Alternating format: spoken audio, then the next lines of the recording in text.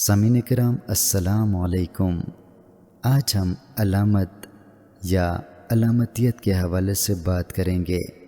کسی لفظ کو لغوی معنوں کے بجائے مجازی معنوں میں استعمال کرنا علامتیت کہلاتا ہے۔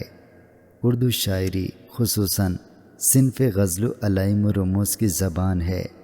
اردو کلاسیکی شاعری میں گل و بلبل، شمع و پروانہ، گلشن و ویرانہ، بہار و خزاں، دار و رسن، اشیان و قفس، بادہ و جام، قطرہ و دریا وغیرہ علامتیں قدیم زمانے سے استعمال ہو رہی ہیں۔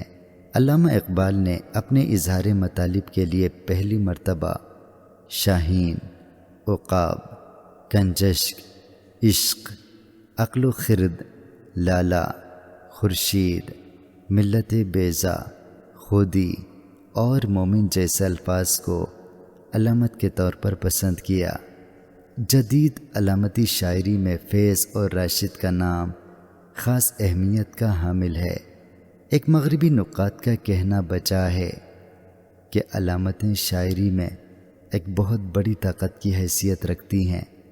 ان سے نہ صرف اس میں زور پیدا ہوتا ہے بلکہ وہ اس کو پہلودار بنا کر اس میں حسن بھی پیدا کر دیتی ہیں۔ شاعری میں علامتوں کا استعمال لازمی امر ہے۔ ہر چند نثر میں بھی علامتوں کا استعمال کیا جاتا ہے لیکن بہت کم۔